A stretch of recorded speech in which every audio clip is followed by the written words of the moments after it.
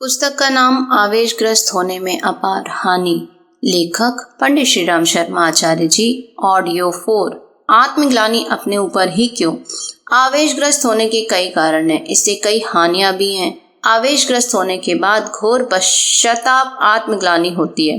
आत्मग्लानि नहीं, आत्म सुधार, आत्म निर्माण का विधेयात्मक उपचार ही अभिष्ट होना चाहिए। आत्मग्लानि मनुष्य के मन की एक भावना ग्रंथि है जो जाने अनजाने, भूलवश या असावधानी में किए गए पापों पर अत्यधिक पश्चाताप करने से पैदा हो जाती है। वैसे किसी भी दुष्कृत्य पाप कर्म पर मनुष्य को पश्चाताप अवश्य होता है और उस सीमा तक यह आवश्यक भी है जब मनुष्य भविष्य में वैसा न करने का संकल्प करता है। पाप कर्मों से बचने के लिए भूल सुधार का दृढ़ प्रयत्न होता है। ऐसी स्थिति में पश्चाताप मनुष्य को पाप से उद्धार भी कर देता है, लेकिन जब यह सीमा से अधिक बढ़ जाता है तब आत्मग्लानि का रूप धारण कर लेता है। आत्मग्लानि में मनुष्य सुधार की ओर अग्रसर नहीं होता, वरन अपने आप को पापी दुराचारी मान बैठता है। इस हीन भावना से उसकी कार्य क्षमता और सृजन शक्ति व्यर्थ ही नष्ट होने लगती है। हीन विचारों में डूबे रहने से कई शारीरिक और मानसिक व्याधियां उत्पन्न हो जाती हैं। आत्मग्लानि पैदा हो जाने पर मनुष्य अपने आप को पापी दुष्ट समझकर धिक्कारता रहता है। वह सामाजिक जीवन में उतरकर कोई काम करने में एक प्रकार का भय और घबराहट भी महसूस करता है जो आत्मग्लानि के आधिक्य से दबा हुआ है। चाहे कितना भी योग्य, अनुभवी, जानकार क्यों ना हो, वह प्रगति के पथ पर आगे ना बढ़ सकेगा, क्योंकि जो आगे कदम रखने से पूर्व ही अपने आप को पापी मान बैठा है, दूसरों के साथ चार आंखें करने की जिसमें हिम्मत नहीं है, संकोच, शंका, भय जिसे कुछ करने नहीं देता, ऐसा व्यक्ति किसी भी क्षेत्र में सफल हो सके यह संभव नहीं। अत्यधिक पश्चाताप अथवा आत्मग्लानि के कारण हम कई बार बिना अपराध के भी अपने आप को अपराधी मान बैठते हैं। कभी बचपन में या किशोरावस्था में कोई भूल हो बैठी हो, कोई बुरी आदत पड़ गई हो, कोई बुरा काम बन पड़ा हो, उसे जीवन भर रटते रहना, अपने को कोसते रहना, स्वयं को बुरा समझ बैठना सचमुच ऐसी ही भूल है। ऐसी स्थिति में रास्ते में, बाजार में चलते हुए भी मनुष्य यह अनुभव करने लगता है कि दूसरे लोग उसकी बुराइयों को देख रहे हैं और उसे बुरा समझ रहे हैं। इस भय के कारण वह दूसरों से नीची निगाह रखता है, कुछ बोलने के पूर्व हड़बड़ा जाता है। इस तरह के लोग जीवन भर आत्मग्लानि में डूबे रहते हैं। उनके जीवन की महत्वपूर्ण संभावनाएं नष्ट हो जाती है। उसकी महत्वाकांक्षाएं, आशा, अभिलाषाएं, उमंगे असमय में ही मुरझा जाती हैं। ऐसे होनहार, प्रतिभावान, जीवन संपन्न युवकों की संख्या कम नहीं है जो आत्मग्लानि के शिकार होकर अपने जीवन को नष्ट कर देते हैं। किसी सामान्य सी भूल को बहुत महत्व देकर जीवन भर लज्जा, शोक में डूबे रहकर अपराधी की तरह मानसिक परेशानी से डूबे रहते हैं। अपनी अबोध अवस्था में अज्ञानवश किए गए किसी पाप पर जीवन भर पश्चाताप करते रहते हैं और दुखी बने रहते हैं। जैसा कि ऊपर बताया जा चुका है, किसी भूल अथवा बुरे काम के संबंध में पश्चाताप करना उत्तम है, लेकिन यह तारक होना चाहिए।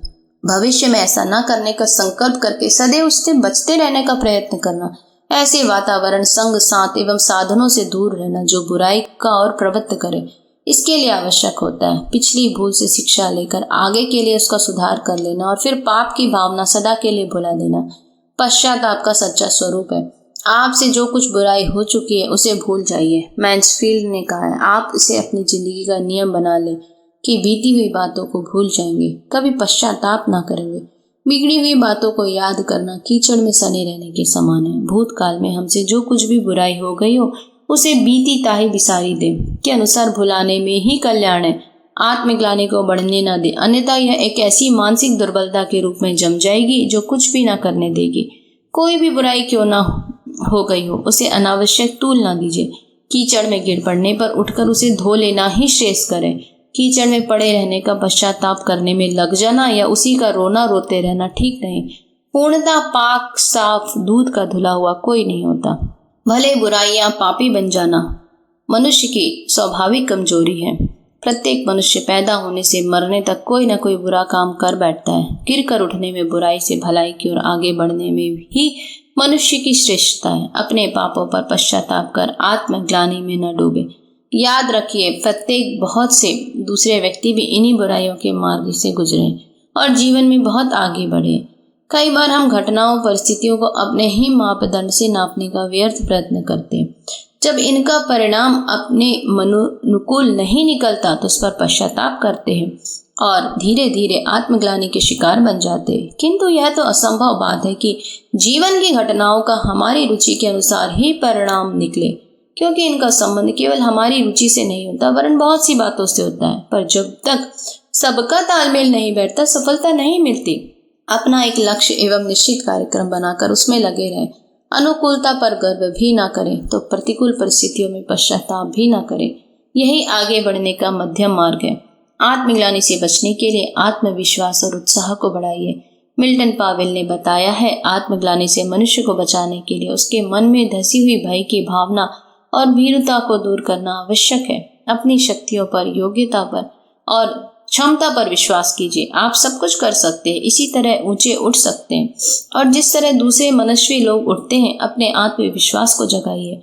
आत्मग्लानि से बचने के लिए भय की भावना को दूर कीजिए। जब तक हम अपने आप को असमर्थ, दीनहीन, अयोग्य मानते रहेंगे तब तक संसार में दूसरा कोई हमें कैसे महत्वपूर्ण मानेगा।